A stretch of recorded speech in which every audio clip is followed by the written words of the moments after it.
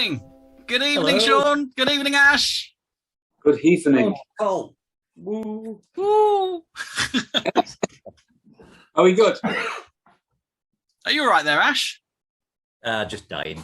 Yeah, just a Rona. Yeah, but yeah, Boris says it's cured, so yeah, I'm fine. And look at this dedication to all you people that watch this. This is pure dedication. Because I tell you right now, if I had it, I wouldn't be here. Yeah, I'm fine. I'm fine. Dedication, that's what you need. Oh, if you want to be the best. You want to beat the rest. So yes, get your. It's going to be a copyright infringement if you carry on much longer with that. I've learned all about that now. I now know how much it costs. Anyways, is that a Bob Marley t-shirt you got on, Sean? Bob Marley, yeah. Wow, cool. I saw the Wailers in Manchester when I went to see the Stone Roses a few years back. Oh, did you? And it was they were one of the bands that was on with them, and they sung.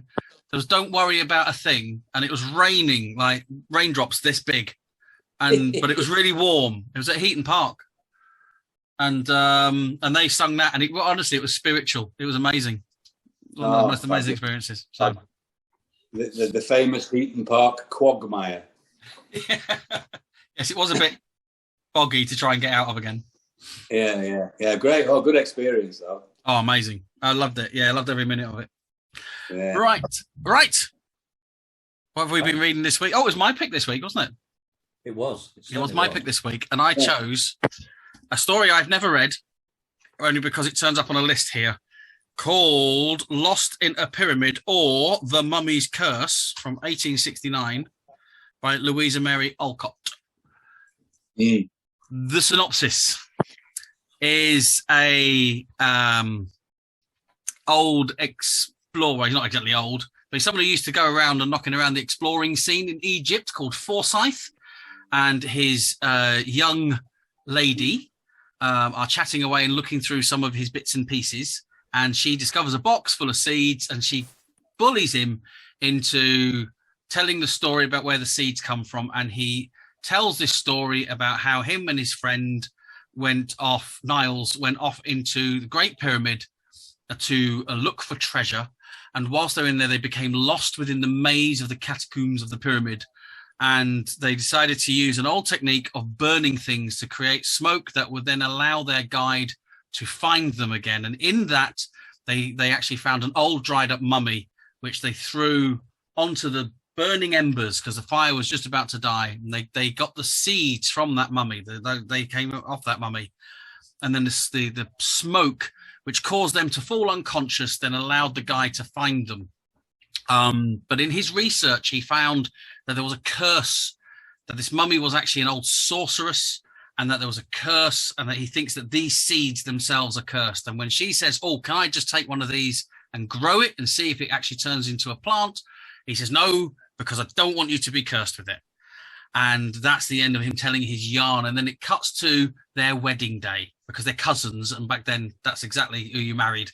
So they were getting married, and he decided to reveal that he found one of these seeds and that his mate was growing it for him.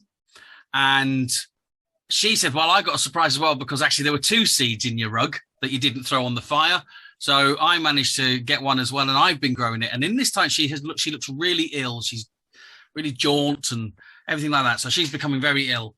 And just as they get married, she gets this like a second wind, where she gets this second flourish that she does the evening with. And then as the evening is over, he gets message from his friend that this is actually an incredibly deadly plant. Don't go anywhere near it. Definitely don't grow it. Don't stroke it, and don't wear it, because if you wear it, you'll get this sudden flush of energy. You'll be weak, and then a sudden flush of energy, and then you'll die a horrible, agonizing death. And he walks back into the room and finds his wife dead on the chaiselongs, completely contorted and dying in agony. Mm. That's the brief. No, I read a slightly different one. With the one that I read, instead of her dying right at the end, she was left in a paralyzed condition, and he had to sort of like care for her through, whilst she was. Have I read the wrong one? No. I don't know if she dies, but it is telegraphed that she probably is about to die. Do you think so? Yeah, she wasn't the healthiest bunny in the pack, was she? No, she wasn't. No. But yeah, I'd got the impression that, well, I'm sure it said. Oh, in fact, hold on a second. No. Yeah, Well, I've got it. You see, it might be the way I've read it then, because I looked at death in life was her doom. And for years, Forsyth secluded himself to tend with pathetic devotion the pale ghost who never, by word or look, could thank him for the love that outlived even such a fate as this.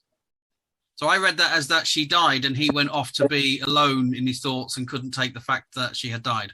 But it could actually be read as that she actually was in a paralytic state and therefore in a locked-in syndrome almost, and that he was caring for her for that entire time.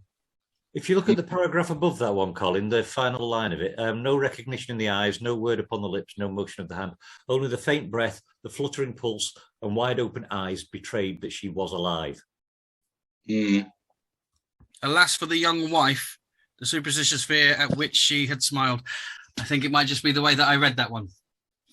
Yeah, absolutely. Definitely read the same thing.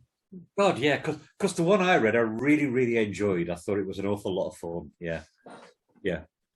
It's, considering it was 1869, there was a lot of craft in that piece, wasn't there? Yes. Wasn't it readable? Yes. Huh? To say that this is so well, I mean, there's stuff that we're getting from nowadays that's contemporary, where you sort of like get a couple of pages in and think, oh, screw this for a game of soldiers. But no, with that one, it was just brilliant all the way through. I loved the structure of it. I was just so won away with those meds that I've had to sort of like fight this Rona at the moment are really kicking in quite well. When I fall away and start coughing, all right, yeah. But no, I just thought it started off so well. I thought the tension whilst they were going through the pyramid was beautifully done. I liked the whole twist when we got to the mummy's curse. I also liked the way that he tried to throw away these seeds and they'd both been so duplicitous as if to say, oh, well, I've found one. I'm going to grow one. I'm going to grow one. It's just, yeah, you cheeky buggers. Yeah. Yeah, it wouldn't have worked out that marriage anyway. One of them would have been sort of like putting it somewhere else, I'm sure. Yeah. I mean, it was very much like last week's story in a way where you were being led somewhere and you knew where it was leading and you were thinking, you know what, it's probably good. They're probably going to get lost here, considering the title of the piece. But nonetheless, it is frustrating, you know, when they are lost. You know, she was a good craftswoman. Louisa was a good craftswoman. Hell yes. Yeah. Yeah. I mean, the writing of it, I was so impressed at the way that pretty much the whole first part of it is dialogue. It's a big chunk of dialogue because it's him recounting the story. And I love the fact that she did it in dialogue as well, because when you read, you know, in the print copy of it, it is fully contained within speech marks, that whole section. And it actually really puts you right in the story and listening to somebody telling you the story as a recount, rather than a narrator saying it. The narrator is telling you. It's really, really clever. I thought it was really brilliant the way that was done. Definitely. And you know what? Since we've been looking at these short stories, I'm preferring the shorter story because, you know, the preamble when you're reading a 400-page novel sometimes can get a little bit tedious. Yes. Definitely. But it needs to be 400 pages, so that's the way it is. These short stories, the ones that we're choosing, are real craftspeople, aren't they? To lead you into it that way. Do you know, Sean, the bit that's really pissing me off with these stories is the fact that was first written in 1869. And this is the first time I'm actually hearing about this story. And it's just so bloody good. Why aren't we're given these crap ones when we're kids at school where we're meant to read shite like of Mice and Men, which it's all right, but it's about bloody cowboys, which has got fuck all to do with living in Blackpool or anywhere else in the United, well, maybe Rochdale, but yeah, other than Rochdale, it's got nothing whatsoever to do with the United Kingdom. And a story like that, admittedly, it's set in Egypt, but it was just so fucking readable, so exciting. I was thrilled. I was scared. I was on the edge of my seat thinking, this is... Don't go chasing after him under that pyramid. Just sit there and wait. You'll be fine, you pillock. Cheers. The great thing with this one, the version I was reading, is it's got footnotes. So there's lots of different parts of it as well, like the pyramid that they were in. And it explains that it was a real pyramid, but it had actually already been plundered for the last 200 years. And that kind of goes with the fact that they weren't really finding anything. So there was lots of really nice touches in there that they were bringing up on the footnotes.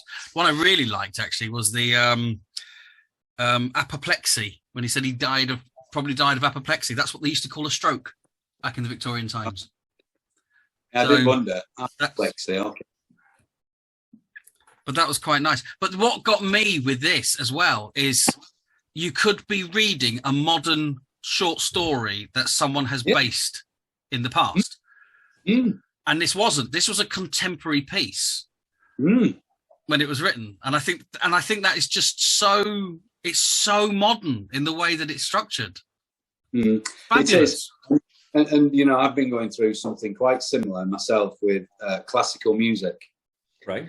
And I've been reading about Beethoven, and this is only going to go off track for about 2 minutes here, but it's great that you can listen to music that Beethoven wrote, and you're listening to that music right now in a concert somewhere, and so it's like listening to Beethoven, although he's not been with us for 200 years, and I've had the same experience with Louisa. It's like it was lovely to be able to know that it was written in 1869, but yet still to be able to feel everything that she wants you to feel. You felt like it's touching, actually, literally touching the past.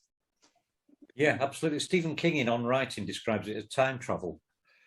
Because the part that he's sort of like writing in that part, he said, you're going to be reading this 4 years down the line, 20 years down the line.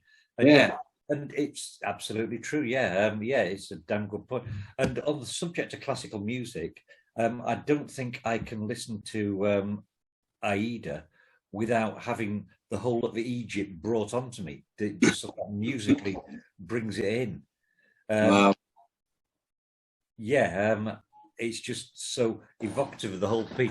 And I don't know whether that's because I now associate Egypt with Aida, or Aida was just so evocative. Yeah, I don't know which way around it is. I mean, you get like Shostakovich and the angst of living in, the Russian way of life, basically, was very, very difficult for him. And it came across in his music. And it's all lovely. But, of course, that does knit in with great literature too. Yeah, most definitely. I'm learning that more and more by these podcasts. It's been great. I've really enjoyed this little journey. I'm loving these. Yeah, it's brilliant because you get to see the evolution of the story. Yeah, because like I say, when we read The Castle of Gonzo, or whatever it's called, right? That is, I mean, we didn't like it particularly much, but it was one of the first novels ever written. And so when you look at this, for example, there isn't actually a huge amount of literature that comes up to it when you consider to the now. It's still very, very early on in this sort of thing. And the short story, round about this time with the weird tales, remember, they weren't even called horror or sci-fi back then. Weird tales. Weird tales is what they called them.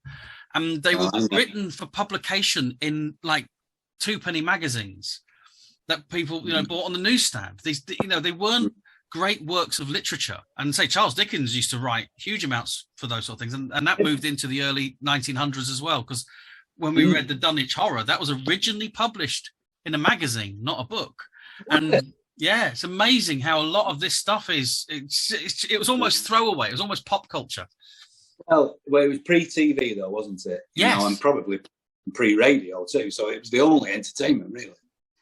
They reckon that the novel and particular writing was the first capitalist entertainment, where they were able to get hold of an art form and really sell it hard to a mass population So And it's the of course- 7-inch single of its day. Yeah, and of course Dickens realised that and thought, well, yeah, let's serialise it because then they can all buy my books.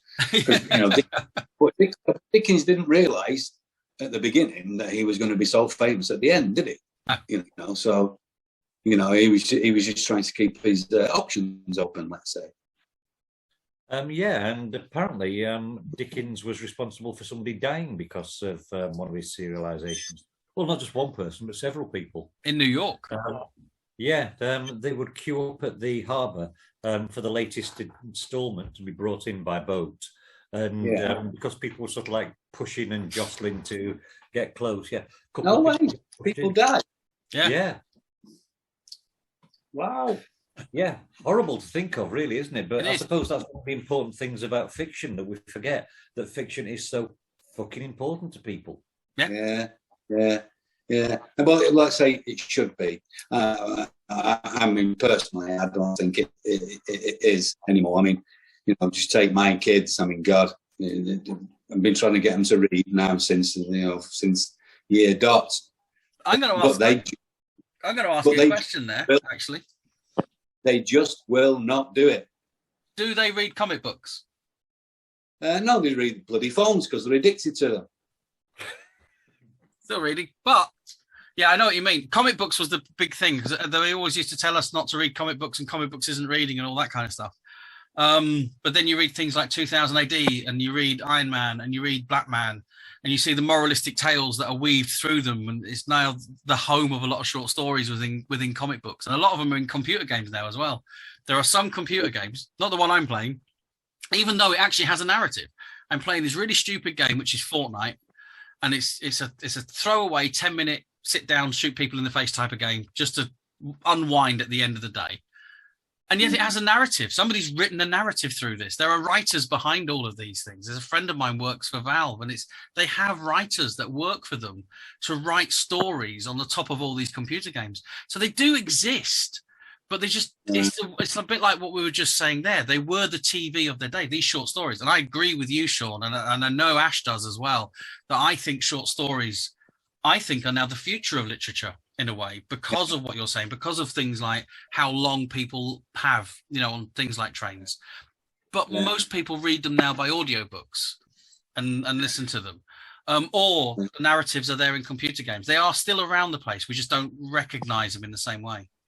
I mean, I've been doing the audiobook thing once or twice throughout these podcasts, just because of time and writing this book. And, it's just difficult to engineer the time. But the reading is so much better. I mean, it's like 1,000,000 times better. When you do get the time to do it, because of course it's your brain communicating what's on the page rather than someone else, as it were. Yeah, even if they're only reading it, you are still getting, yes, quite a proportion of what they're thinking as they're reading it to you. I get exactly what you're saying there. At the moment, I'm going through the Skullduggery Pleasant audiobooks again. They're a series of children's books written by a wonderful author called Derek Landy, who's based in Ireland, and these stories are based in Ireland as well. And it's just comfort reading for me at the moment because I've got COVID. I'm feeling sorry for myself, so fuck it. And the audiobooks are narrated by this wonderful Irish narrator. And he just so much to it, with the brogue that you've got there, the dialect, the fact that he can do all the different voices, and I don't have to use my imagination. Okay, very bizarre. Yeah, but that said, I suppose it's almost as though it's a hybrid between a radio drama and reading. It's somewhere. It's not quite I'm reading a book. It's not quite listening to a radio drama. It's a new offspring. It's the bastard love child between sort of like a one-night stand between a radio drama and I'll show up. Yeah, those meds that I had are really kicking in quite well. So no, you're right. No, you're definitely right. I've just not listened to any that where the narrator is that good. Where I thought, oh, you know what, this is better than reading. I just haven't come across it yet. Yeah, quick. The next time we do M.R. James, you need to find Christopher Lee reading M.R. James. Right, They're great. pretty special. Yeah, he did a whole series of them called "Reading by the Firelight" for Radio 4, and they're pretty good. And great. Well, I've been they're on YouTube. I was listening to the Harry Potters with Stephen Fry narrating them. And oh my God, I mean, Stephen Fry could read the fucking phone book at me and I would just be sort of like, when he's doing that, you've got all the different voices, and yeah, he's just so wonderfully consistent. But the Game of Thrones novels, I listened to those on audiobook as well. And the narrator did a great job with each one, but his voice has changed slightly for each different novel, which is understand. I mean, it's sort of like about 60 hours for each one. But you'd start off with Tyrion sounding like he's a little tinker from Ireland in the first one. Right. Yeah, the second one, he's sort of like gone fully Scottish, and then he shifts around in British Isles, really, does Tyrion. Yeah. But that said, they were still very, very entertaining. And yeah, I think right, because I never got involved with the TV series. I think when something becomes a fad, which I took it as being a bit of a fad. Everyone, have you seen it? Have you seen it? You know, it doesn't interest me. But if I was to listen to the audiobooks, and maybe that's my way in with that particular piece. If you do, you want the ones that are narrated by Roy Dotrice. I think it's Michelle Dotrice's father, or right, okay. Roy Dotrice, brilliant they are. Roy Dotrice, okay, I'll remember that. Very good. Thanks for that. Not a problem. No, there are some brilliant ones out there. As I say, I love my audiobooks, and I'm missing going to the gym with them. I've got this fucking cold. Is that when you just plug in and then go to the gym? Yeah, and I don't have to think. I've just got somebody. It's almost like being a child. You've got a grown-up telling you a story, and you can sort of like you don't even have to think. It's with a good narrator. They are excellent, aren't they? I mean, did you listen to this one, Ash? Yes, I did. Yeah? Yeah. I listened to it on a YouTube thing, and I'm not sure. It was a young lady who was narrating it.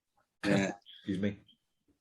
And she did a really good job, I suppose, with it being sort of like a female author, female central character who's querying Forsyth about his where did you get these seeds from, which sounds like a bit of a dodgy question now that I've said it out loud. Then he's spilling his seeds into the fireplace, and it's getting really dark and sinister, isn't it? Not bad, Ash. I think we made it into about 20 minutes before you brought out the innuendo. Yeah, thank you. That was one of the things that I did like with that story. I loved the way that that flower was described, where it was white. It got the splashes of red on it like droplets of blood. And wow, what a strong visual that was. Yeah, it was. And then, of course, they change as they're taking more of a grip. Yeah, amazing. Yeah, it really is a visual. It's evocative, isn't it? I know so little about plants.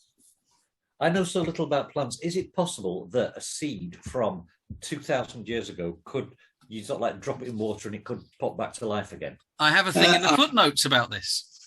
They actually did say this. Yeah, there was a whole thing with it called mummy's wheat, the mummy wheat.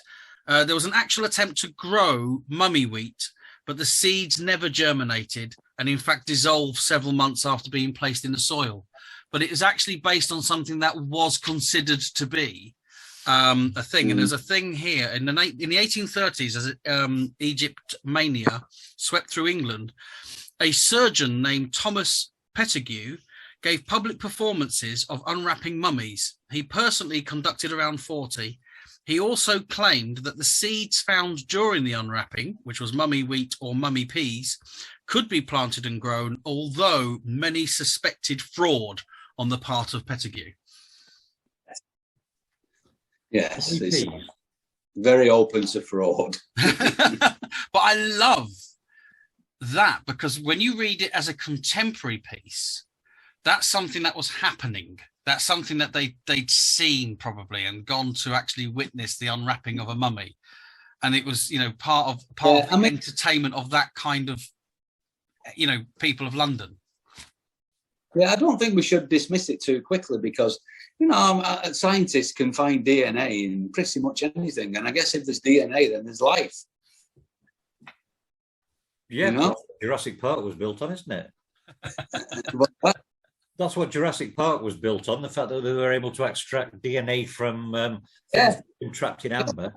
So maybe that guy that tried his seeds, whoever it was, and they dissolved, maybe he was just unlucky, maybe no, true. I think when you find DNA in itself, is a seed would need to germinate. If you have the seed, then you would be able to extract the DNA and input that into another seed from now that would germinate. DNA itself wouldn't just germinate. And I think that's what they were saying is that. But no, just making the point that there would be some life. Yeah. The idea is there, isn't it? The idea is there. Yeah. I mean, if I ever found scientists growing like 2,000-year-old wheat, I'd be slapping them around the face going, what are you doing? Stop it. Have you not read the books? Yeah. Because what could go wrong apart from nice snake-headed flowers coming up and sucking the life out of you at your wedding day, What could go wrong other than everything? Colin, I like your point as well about the fact that we're taking the horror here from something that when it was written was contemporaneous. So it's something that they've got the Egypt mania going through the country. I did a short story for part of my PhD thesis where somebody had to acquire something that was a haunted object. And rather than going around the usual, it's sort of like a bequeath to them through a family death or something, I got them buying it on a car boot sale because I thought, what's more contemporaneous than you go to a car boot sale and you pick up a piece of shit from one of those that sort of like has a curse on it? Because most of the ones I've been to are just sort of like selling rust and broken stuff. Broken biscuits. Pretty much, yeah.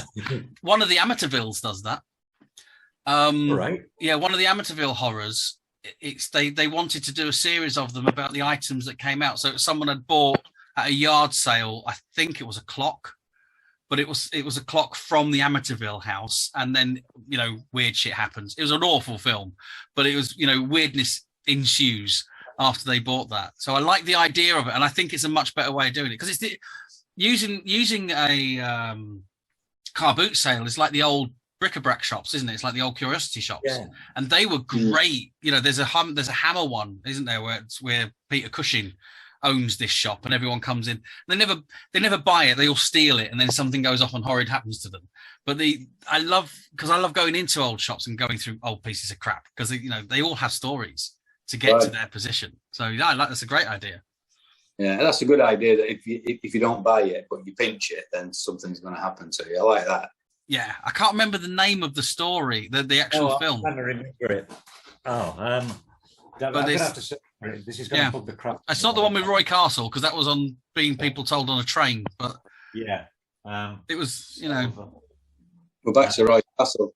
Yeah, funny enough. Yeah, because he did his fair share of horror. But yeah, I agree with you, Sean. I think short stories. I think that's where looking at this from a creative point of view. The reason the story works is because it's short. There's no bloatedness to it. But it doesn't feel efficient. It doesn't feel like it's being rushed. No, not at all. And if I were to have enough time, I would think about maybe tackling one, but maybe I would probably regret it fairly. Because you got a lot of there's a lot of fine line which I will probably cross. Well, to be brutally honest, I because of what I've been doing recently with a degree, we were studying genres. So I was writing a short story each week, the little 1,500-word stories each week based on the genre that we were talking about. I decided to go with my murder mystery story. I'll send them you. Sean, you can have a read of them because when you got time, because they are quite fun. Did you find it difficult? Is what I'm saying. No, I love short stories. I'm going to do a bit of self-promotion, I think, actually, because I love short stories, and I can't quite see it. My book, Blood Ink. Oh, you've got it. He's got it there. The whole point of this one, Blood Ink, right? All right. Is I wanted to write a book of short stories, but I actually wanted them to connect. So it's actually a book of short stories where the stories are written by different authors. And then there's this mysterious woman called Miss Nikita who's trying to sign them all up. Or does she sign them up? And that was the whole point. But it was a book of short stories. And the follow-up is the same thing. It's a book of short stories, even though together you could read each one individually and they are just short stories, but they actually entwine with this extra character to create another narrative over the top of it. That sounds very good. I like it. Yeah, I love short stories. Yeah. Brilliant. And it's got a nice Black Mirror feel to it as well. That Peter Cushing film was called From Beyond the Grave. Ah, right. Yeah, because all the items. Yeah, you've got 5 people who visit, and I think Donald Pleasance is one of the people who goes in there as well. The only one who gets away with it is the guy who played the Saint after Roger Moore, and I can't remember his name. I do know who you mean, though. And he goes in and pays full price for everything. And yeah, because he's paid full price. No. Yeah. Donald Pleasance would never get away with it. He had that face. He was asking for it, yeah. Asking for it, yeah. Well, the trouble is that's what got them into trouble in that shop in the first place, was asking for it and they're not paying for it. So, we're not paying the full price. But no, it's one of my favourites. Those Amicus ones, they're anthologies. They're just so watchable. Which comes back to that short story thing, isn't it? Because those anthology movies are all basically collections of short stories. That's what you're watching. You're watching a short story happen because I've stolen. I think one of them's like a voodoo doll, or it's an icon or something like that, and they take it away and it's all. It's probably problematic nowadays thinking about it. But of course, these bad things happen to him because of this. But it's a self-contained short story. You could just watch that one section and be thoroughly entertained. Like the Tales from the Crypt, or what's the ones I'm watching at the moment? The Haunted Hour. We're watching the Haunted Hour, which are all half an hour long because we don't have the adverts, and they're like children's ones, but they're great. You just sit there and watch them, and they're lovely little self-contained stories that are just enough to entertain you without, being too much and taking up too much time. You can read them in the half an hour or an hour's lunchtime. Yeah, it does make you think. I very much like European cinema. I like it because it's all about this. It's all about the relationship, and of course, America's not interested in that. They'll say, chases and bombs and you name it. But when it comes to this that we're talking about, this subject, Hollywood would go for a house, wouldn't they? That was haunted. They bought the wrong house, and viewers, the viewing public, tend to it attracts them into the cinema. But I'd love to see some European horror where it's all about this, but my phone's dying. Oh, I need to plug in. No worries. Are we still there? Yeah, we're still here at the minute. Yeah. My phone was just dying. Plug in. But yeah, some European short films, which is all about this. But of course, there's a horror side to it. There's obviously some jeopardy there. I'd love something like that, but I've not seen anything, and I follow that genre a lot. I'm trying to think of some. There's a film called The ABCs of Terror. I think there's actually ABCs of Terror 2, which has been made by 26 different directors, each taking a different letter of the alphabet and each using a different, their own approach. So some of them are American, some of them are British, some of them, I think there's a Japanese one. There's people from all over the world bringing their own interpretations to horror in there. And it's really quite an interesting collection. One of my favourite ones, and I can't remember which letter of the alphabet it was from, but the whole horror was, I think it was a French one, right? And it's this woman who is a little bit on the chubby side, and she's walking home, and she's walking past all of these displays of fashion things where it's sort of like showing these incredibly beautiful, slender models who are all and elegant, and she looks fatter by the second as she goes past these. So she goes home, she gets in the bath, and she gets out a razor blade and she starts stripping away bits of her skin to make herself as slender. Oh. And whilst that's all horrible and ghoulish, the final scene is when she stands out and gets out of the bath and she's actually been transformed into one of these beautiful models. And it's almost as though the horror is that she's going to sort of like keep doing this until she looks like one of these monstrously beautiful women. Oh, wow. I mean, there you go. Exactly kind of what I'm talking about. It's not just a house, when mum and dad go out and then all of a sudden a lot of shit happens, Yeah. It's something, it takes you to a different place. And yeah, good. So they do exist. Yeah. But they should exist more. There was one many years ago, I remember, because when I used to watch the Horror Double Bill on BBC Two, and used to get these little weird films turn up every so often, called The Telephone Box. And I think it was French, but it starts off with a guy looking out of a tower block and there's a new telephone box installed and the door is a little bit open and he gets into it and the door shuts and he can't get out. Then a truck pulls up and lifts the telephone box up and puts him on the truck.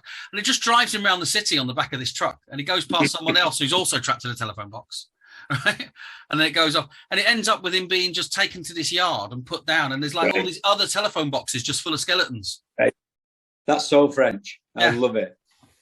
Love it. So, you're the only one in the whole wide world that could be in a telephone box on the back of a wagon, but not. Yes. And it's a trap. Today, you're not. Sean, you're absolutely right. This is so thought-provoking when it's something that's completely different. Because with a lot of the American stuff, and I will sort of like sit down and watch any horror film that comes on the telly, and I can't tell the difference between some of them. No, I sat there and these, exactly. Yeah, you're looking at sort of like a group of 5 30-year-olds who are all pretending to be 18 and at school, and they're about to get killed off one by one. And I mean, for me. And this is a horrible thing for me to admit, but I'm there going, kill the fucker, because I've already started hating I'm the same. 5 of them. Yeah, I'm definitely the same. Particularly in the modern. I mean, if you go back to, the 70s is a great time for horror with The Exorcist, The Omen, The Changeling. There's been 3 of those. Yeah. Texas Chainsaw Massacre, the original one, the original Friday the 13th. Amazing original ideas. What was the one where they were like the American volunteer army and they all went down south? The volunteer army one is Southern Comfort, isn't it? Yeah, they were all picked off one by one because they shot locals. There's Southern Comfort, and then there's Southern also Comfort, that was a weird film. Yeah, great film, loved it. Yeah, brilliant stuff, and it was kind of deliverance. Yeah, but it's because it was different that it was a great film. Forget what works. Try something. It's what doesn't work. It's what doesn't work that works. Nightmare on Elm Street. The reason it has such longevity is because it was so original when it came out. It was like nothing else you'd seen before. The idea of this thing going to streams. And I'm totally with you.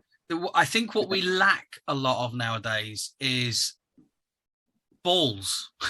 I think the people with the money lack the balls to do something original. And when they do, when you see something like Stranger Things come out, it works. And people go, yes, it's brilliant, because they don't see stuff like that on TV. And then all the money men go, let's just make more of that then. And they just completely lose it. Yeah, and really, this is taking me now onto your play that you're in the first draft of. Yes. It's a similar kind of thing. That kind of genre doesn't normally hit the theatre stage. So you're right. I mean, there's the occasional one that comes through, like Ghost Stories, which is absolutely brilliant, and The Woman in Black, which is quite an amazing production. It really is superb. But you don't believe so. I've not seen it. Yeah, I if I ever had a time machine, one of the places I would go back to would be Paris, round about the middle of the 1800s, for the Theatre Macabre. They were doing all this stuff that we see as slasher movies. The French were doing that on stage in the middle of the 1800s, and it was tons of Kensington gore, and there were really gory performances. And they used to have splatter rows. The first 3 rows were known as splatter rows because you would get covered in fake blood in these performances. And the only time you ever really see it is Interview with the Vampire. That's what was going on. It was the vampire clan were running one of these Theatre Macabre things.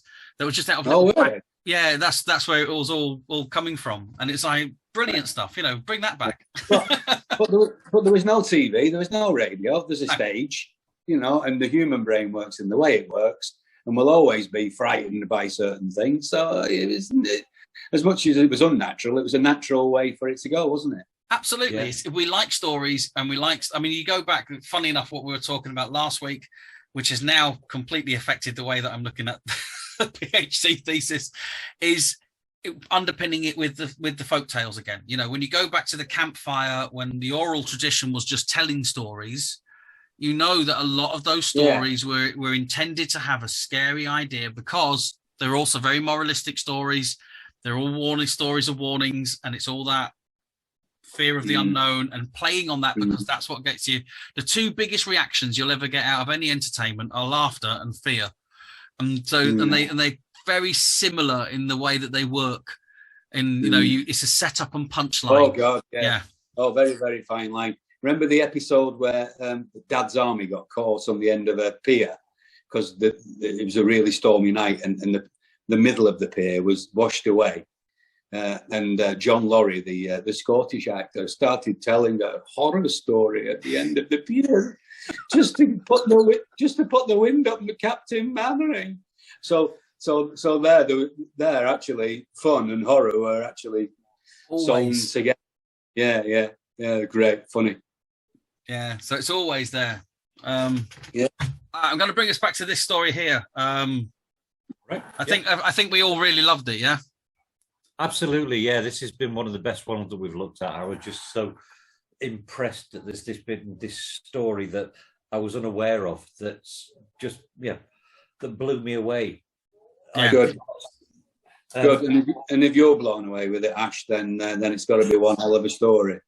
No, honestly, it was just so much fun. The fact that it was structured with that first part where they're lost under the pyramids, and I was thinking, oh, what's going to happen here? I'm barely 10 minutes into the bloody story and already we're lost here. And then it sort of like shifts, and there's, you shouldn't have been doing that gardening, missus. And I'm paraphrasing. But yeah, it was just something that really, I found really enjoyable. Great. Good. Good. Yeah, I enjoyed it. I enjoyed it. And good choice, I thought. Yeah, and it wasn't chosen because it's something that I loved from the past. I'm going to say with you, Ash, I got this book because of, funny enough, it was bought because of what we're doing here. We're doing this podcast, and in doing this, you discover how many women used to write weird tales. So I'm actually going to promote the book that it's in. There you go. It's in Weird Women, 1852 to 1923.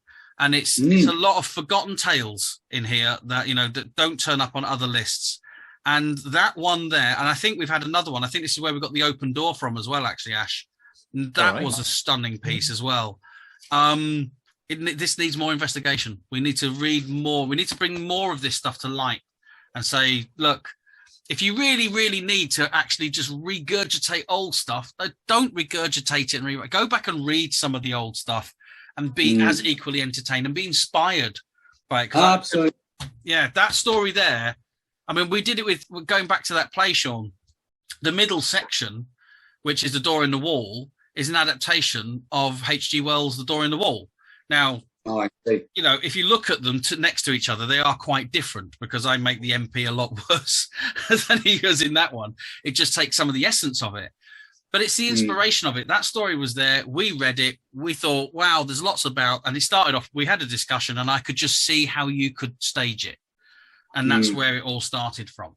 So they're good. Great stories. It comes from a good source, basically. Yes. Yeah, you know, and why not? You know, then it gives it credence in its life, doesn't it? It was the seed that brought everything. So the whole Three Doors Down started with this one door, and that one that we've read tonight. And when we read The Monkey's Paw, I wrote a short story off the back of that one as well. In that we read The Monkey's Paw. Oh, right, we'll do a sequel because we came up with a stupid title.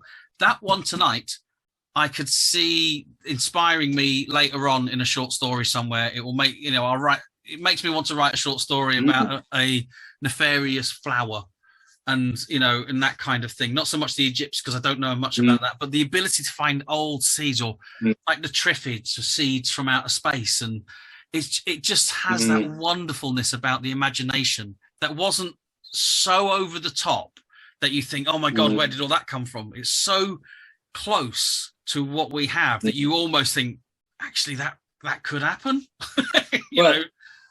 Well, a seed, obviously, it carries like a story carries. It doesn't just grow on the next page. It takes a while to grow. So then, of course, the suspense can build, and then you're thinking, oh, no, what will happen? I wonder what could happen. I wonder, and for those few pages.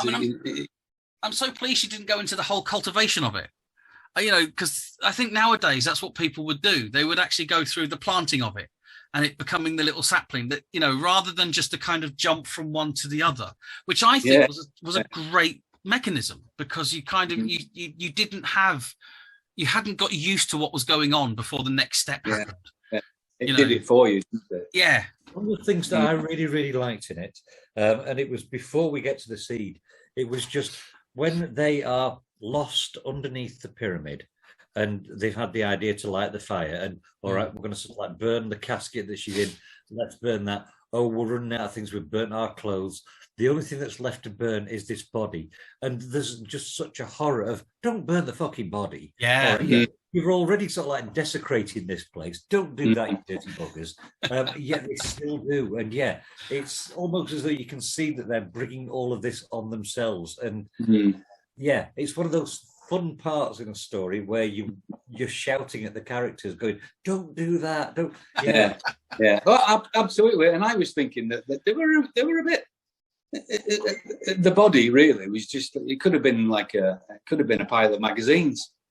Yeah. Well, actually, going back to the footnote, Sean, they actually describes it in there as being what probably was known as a mummy pit. And they found areas. It's great. I now know so much more about Egyptology than I ever did. The mummy pits were basically within the pyramids themselves. They actually found. Here we go. Alcott was probably describing here a mummy pit, which were mass burials that were found by the early travellers' accounts of Egypt.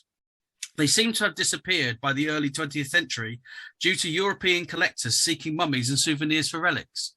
But they actually went into these places, and they were just rooms full of mummies because they used to bury their whole entourage with them. Right. Yeah. So I suppose with him being professor or whatever his name was now, it was an everyday thing to see them. Yeah, and they say the places were plundered anyway. They weren't the first people into the pyramid. It had been. People have been going in for the last couple of hundred years, but there were areas within the pyramids where there were literally mummies lying around the place, and so they were kind of 10 a penny, and they got taken away. So nowadays, no, you don't see them, but back then it was still part of that. Everywhere's got a mummy, that sort of thing. Yeah, I guess so. Yeah, which is why they came across like they could have been magazines. Yeah, exactly. It was just one of those things that you find in the tomb. You expect it almost. Tomb with a view.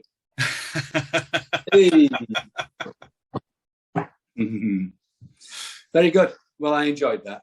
Very good. Yeah. Right. Well, now we've got to find out.